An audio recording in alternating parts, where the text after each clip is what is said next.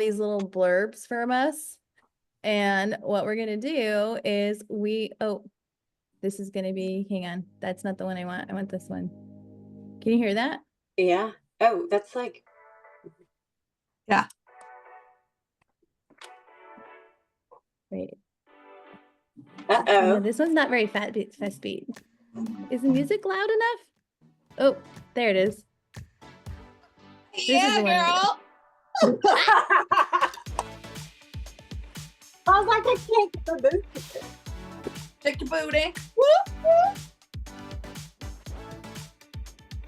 It's twerking, guys.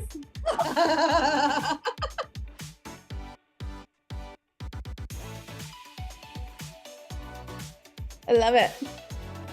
Okay, we're gonna cut those and I'm gonna put them all together and we're gonna have like something fun at some point. So Yes, good vibes. yes, All right. I love it. Okay, here we go.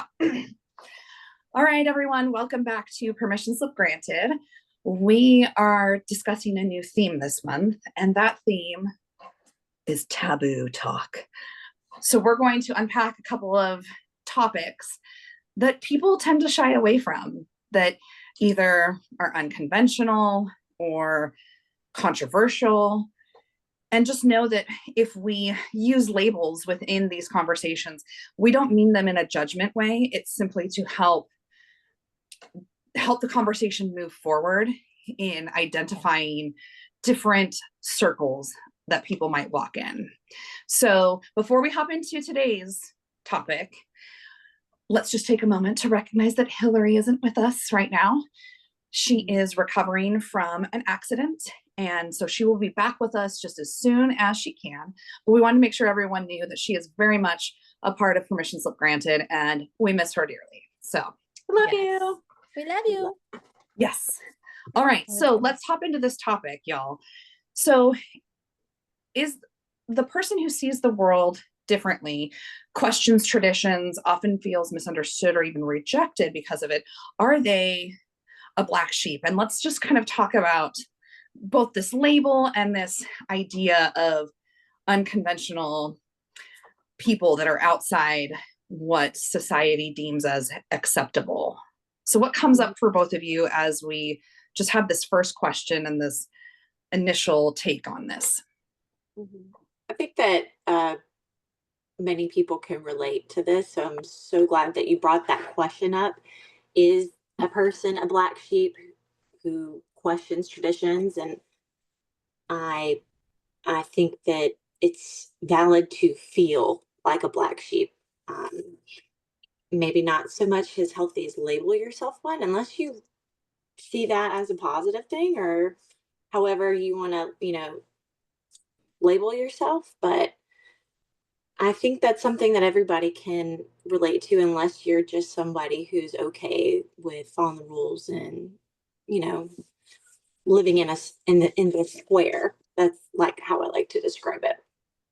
But I definitely have questioned traditions later in life, and have felt that way, or I'm just weird. But then I'll reframe that and be like, no, Sydney, I'm unique, I'm special, and then I'm okay.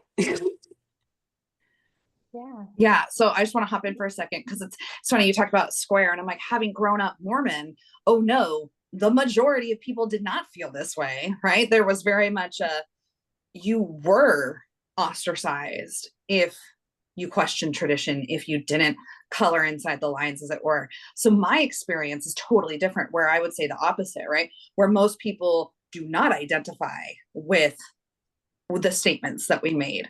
So I just think it's interesting how our different life experiences can color this response. But what I do as I'm sitting there thinking through this, as you're talking, Sydney, I'm like, I think probably our generation, the upcoming generations, probably have more people in this type of label than in previous, in the past, because there is so much more freedom to be yourself, show up as you are.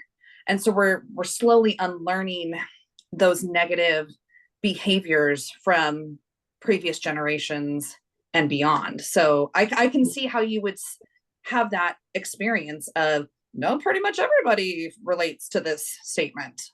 Yeah. Well, Yeah, I there's think that's a belief, excuse me, a belief that I have. I think even some of the people who color inside the lines quietly question. That's what Mm. I believe. But staying anyway, you go, Kristen.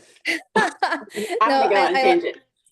no, that's great. I actually one of the things like comes up for me, and I was even struggling a little bit in the beginning of this because I feel that I am the black sheep in my own generational healing, right? And when I think of a black sheep is the person that has the courage to shed the roles that were never truly theirs. And they do that by beginning to live from what they feel is authentic for their role in the world that they're in, and because of that there's this space of judgment that gets put onto these individuals who have decided to go against what societal norms are. And sometimes the unconventional to me may not be the unconventional to Kylie. It may not be the unconventional to Sydney, so I think we really have to step back and remember that everybody's journey is their journey. And just because we have an opinion that, like, again, Kylie, what you were saying, like your experience shaped your perspective of the Mhm. reality of the topic that we're unpacking right now. And that's true for everybody. Everybody has a different story, a different path. Even me and my sister growing up in the same household, we are so different. So I think that what I would like to get out of this conversation is just to encourage people to just like give everybody that space to be who they are, and don't try to understand it for comprehension. See them and choose to let them live their light. Mm. Because I feel like there's so much like just even what's happening in the world right now. And I always said this, I know I'm totally going off on tangent right now, but I feel like everybody's trying to push so many opinions that are not relative to everybody. And it's, if we could step back and say, everybody just do you. I'm not going to try to control you or get you to believe that my opinion is above yours, but we can agree to live life together in a cohesive way without trying to snuff each other out. Because that's what Yeah. I feel is so, it's just the hurt that we're constantly seeing, the loneliness, the destruction in families. It's like there's so much that it's a snowball effect, if you will. Mhm. Sorry, y'all. We're going to pause the Okay. recording for a second there. I was trying to unplug my Alexa device and thought I could do it without knocking over the lamp that's sitting on it, but that is not true. So It's actually really, the timing was amazing though. I don't know if I want to cut this out because I said snuff us out and you're like, light. boom. Maybe we put it at No, the end for a blooper reel. yeah. So I know a lot of times black sheep get what's the word I'm looking at, circled in or grouped in with family specifically. So what are some of the, because I have like my own experience, which I'm happy to share, and I figure I'll probably be kind of long-winded because, high demand religion tends to Yeah. create a lot more for us to unpack. But do you guys have a black sheep in your family that whether you have seen them that way or somebody else has labeled them that way, and what made them, like, what was the action or the behavior or whatever to get themselves that label? Yeah, I actually I remember distinctively as a child, I think I was probably, I want to say I was in that pre-pubescent era. So it's probably like maybe 8 to 10. Um, I remember the first time my family ever had a conflict within our family. And it was because my family really didn't agree with lifestyles that went against the Bible norm. I had a cousin who wanted to change gender, and that cousin of mine completely became ostracized from, and she was my favorite. She was the person who taught me, I'm left-handed because she sat with me and was constantly putting things in my left hand. I do everything right-handed except for two things, eating and writing, and it is because of my cousin. And I was devastated because this person was all of a sudden gone out of my life. And to this day, because I was so young, they cut that person from my life. And I no longer have connection with that person. And I sometimes wonder, I'm like, what would my relationship be today with that person if I was allowed to have a choice Yeah. at that time? And that choice was made for me. And I think that was the first time I opened my eyes to seeing others as individuals rather than unities. And I never wanted to be that person. I was always going again. And then this, I think, was a catalyst to me being the black sheep. If I consider myself black sheep. And I'm not saying that my family hasn't grown over time, because this was 30 years ago. Okay. Right. There's been a lot of growth. And so if any of my family members are listening, I'm not calling you out right now, but I am saying that there's been tremendous growth, but there's still this subconscious level of, I don't know, racism and gender and all these Bible norms that people were pushing on me in my family at the time. And there's still some really big opinions on certain topics that I completely do not talk about because I'm so much more open to those topics. And I just choose not to fight my family. And I say my piece, I say what I need to say, but I'm not that person that's going to try to change somebody else's opinion about something, because that's taking away from my energy that I know is never going to change them. Yeah. But I'm speaking my truth. I'm standing and living in my truth. Yeah. Yeah. I love that. That's beautiful. Have you ever thought about reaching out to that cousin, or is this You just know, I would probably have to open a big can of worms and figure out names, but that is probably something that I could do. And I literally am sitting here thinking, it was something in my mind right now. I was like, I think we went from one name to another name, but I have to reconfirm. And that was the thing. Like, I think they changed their name. And so it's like, I got to figure out that piece of it. But yeah, that is definitely a potential possibility, and maybe stick around and I'll have an update. yeah? Cause I like challenges and I'm challenging myself. I'm like, family, I'm coming for you. Well, What about you, Sydney?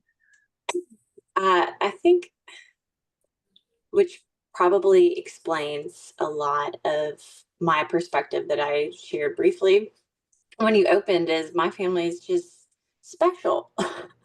And the fact that my parents had me and I have two older brothers, and we're all extremely different. Even people, even in my adult years, who have become friends or know all of us. They're like, y'all are all so different. Like, and they say it with the widest eyes, and I was like, yeah, like, isn't other families, siblings different, like, from each other? Like, why would we be the same just because we're in the same family, you know? I think that's kind of sad to think about, because I, I don't want to have to feel like I have to mold to fit in my family, you know? And I think that's something that my parents did really well, is love us for who we are and let us kind of grow and do the things that we want to do. Yes, they are spiritual, religious. I guess you could say they go to a non-denominational church, and I know that that has shaped a lot of how they raised us. And there are certain things like, no sex, no drugs, growing up, which I know they were doing that to protect me. Um, but they didn't let me dye the tips of my hair pink when I was in sixth grade, which I totally told my mom. Like, I hold a grudge for her, against her to this day about, because I was like, I don't understand why I couldn't express myself that way. It Yeah. felt like you were putting me in a box. And I asked somebody recently who had kids, and I was like, would you let your daughter do that? And she said, actually, no, there's a lot of predators out there, and I want to protect her. And that just, that brings a lot of unwanted attention to her. And so I saw it from a different perspective, and I was like, oh, well, maybe that's the reason why my mom didn't want me to dye the tips of my hair pink. Maybe that was a protection thing. But like Kristen, like you said, maybe not trying to dissect and understand exactly why people are the way they are, just letting them be. And that is something that I've learned, getting over some, conflicts in my family because we are so different. We all see things differently. So we've learned to hold space for each other. And we've gotten a lot better at it recently. And I think it's a beautiful thing. It's a really beautiful thing and a blessing. So I feel really lucky in life to have not only two parents that have stayed married, but also who embrace the differences in their children and support us on no matter what we want to do. So Yeah. I just want to say I wanted to dye my hair too. And I couldn't. And when I turned 18, it went hot pink and purple. I got to find pictures. I have no idea if I have any pictures because, digital phones were not as good as they are today, but I had hot pink and purple hair when I turned 18. Yes, I did. Well, if I ever have a daughter, I think I'll live out my dream through her if she ever wants to. I'll be like, hell yeah, do it. Did you guys ever do the Kool-Aid like in your hair? Like, oh my gosh, we would totally put Kool-Aid packs in the sink as kids because, we couldn't dye our hair, but there was Kool-Aid packs there. Like, kids being kids left unattended. What are we going to do? Break rules. And we would dye our hair in the sink. And yeah, let's just say my mom eventually gave in because she knew you were going to do it anyway, but we were only allowed to do red, no blue. And it's actually funny. I remember I have a friend now, my grandpa used to call her Kool-Aid Head because her mom did let her dye her hair. And now I'm like literally putting together where that came from. Yeah. Well, Kylie, like, have your kids ever wanted to dye their hair? No? Yeah, I have. Like, it's so interesting. I mean, especially with me, I've had purple hair for probably think about 7 years now. So how could I dye my hair purple and tell my kids that they couldn't dye their hair? Yeah. That just seemed ridiculous to me. So yeah, they both wanted to do it and have done it. I think one of them chooses not to now because of theater. And so it would, cause issues with performances and things like that. And so he just doesn't anymore. And then the other one is also involved in a different extracurricular, which I believe has some sort of rules about during seasons, like the football team, right? Not having colorful hair. I think I could be wrong. He might just not be into it anymore. But yeah, I have pictures. They both have had blue and green. And like my youngest actually did a shaved side at one point and had designs in it like I did. So like that's not a big deal for me. Right. So that's a good segue into my experience with Black Sheep. So, growing up, I was very much full in as far as the Mormon religion goes. And initially, the brother that I saw, I'm the youngest of four. And so the brother that I heard discussed as more of a black sheep and that I saw as more of a black sheep, I don't anymore. He was very different from the rest of the family, very non-emotional, non-reactive, and so just didn't fit within our very loud, boisterous kind of family energy. And he was kind of seen as the black sheep. He got a job in high school, bought his own car, I think with my grandpa's help, went off and has made a really great life for himself and his family. That's just so different than where our family was at the time. As I grew older, though, things shifted, and he is no longer a black sheep because he is still very much within the Mormon religion. And my other brother became the black sheep because he left in like 2005. And so he became the one who was lost and the one that was judged and ostracized a little bit. And so now I'm within that realm as well.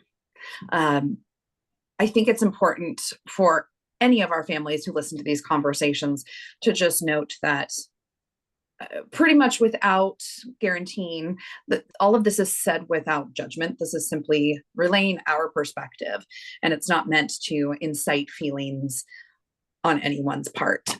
So I started questioning my faith probably as early as 2013, 2015, somewhere in there, and didn't end up leaving until 2020. Having left, it's very interesting. Growing up in the cult, we were aware of other religions that do actually shun people. And so it was, discussed, well, we don't shun people, as Mormons, we don't do that. However, watching how things shift when somebody would leave, right? Contact is pretty much cut. You don't talk to that person because they may try to influence you to leave, which that's just them, they're sinning now, right? The way that they're talked about, right? There was a lot of discussion around, oh, well, they would just rather go sin. Or what are some of the other things that were said? Things like,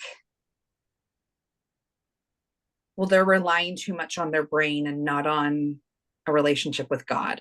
And so there were a lot of these things that were said, both locally within your family, locally within the congregation, and then things that were said, because twice a year there's a conference that happens where the authorities within the organization will give talks. And so these are big, they have a lot of weight within the organization.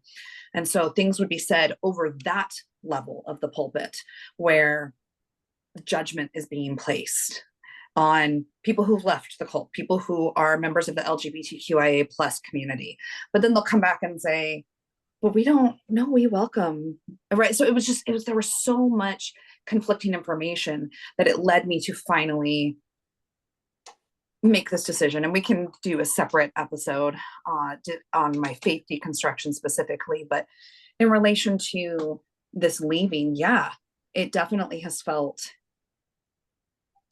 I feel misunderstood by my family, especially regarding the fact that I'm non-monogamous, right? The leaving the cult, okay, that probably wouldn't be that big of a deal. Me being pansexual and part of the queer community, probably a little bit more like feelings. But I think the biggest thing that pushes my family over the edge is the fact that I'm non-monogamous. And that's probably the community that I belong to that is still the most outside of traditional norms within the world that we live in today.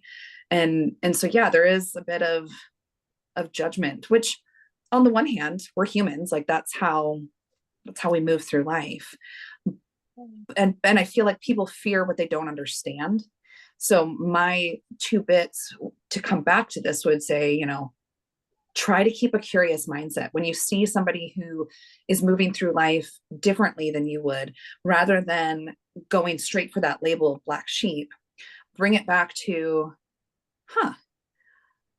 I would love to, I wonder about their lifestyle. I wonder what led them to that decision. Just stay curious. And I'll quit talking now because that was a very long monologue.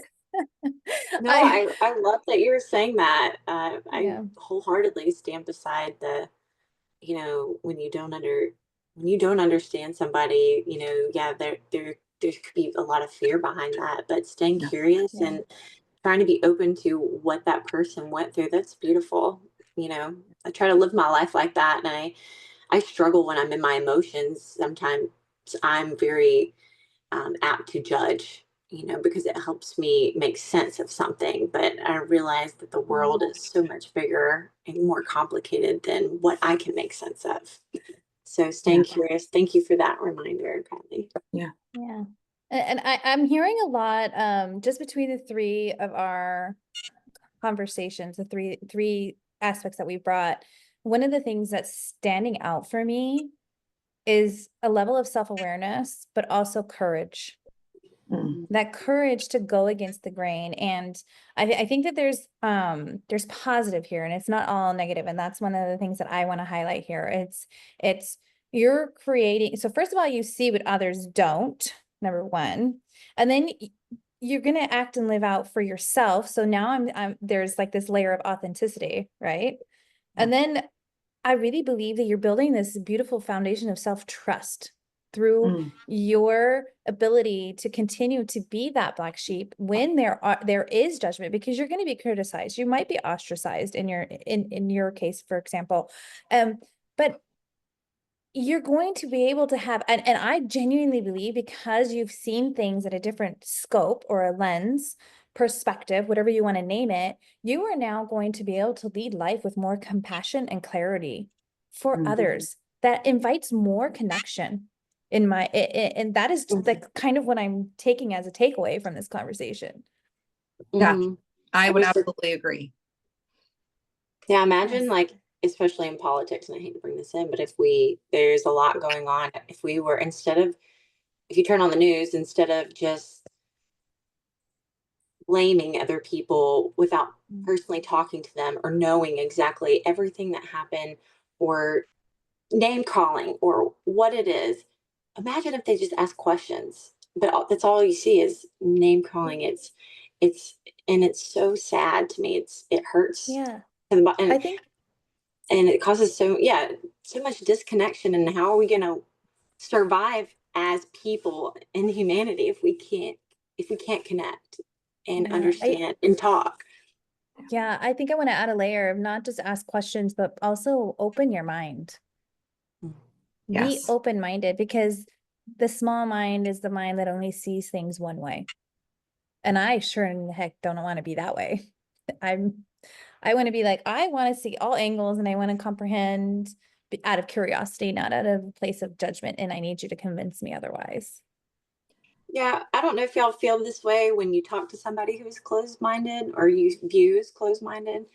But when you're having a conversation, I'm thinking, you know, maybe this person is choosing to see this because they're protecting themselves.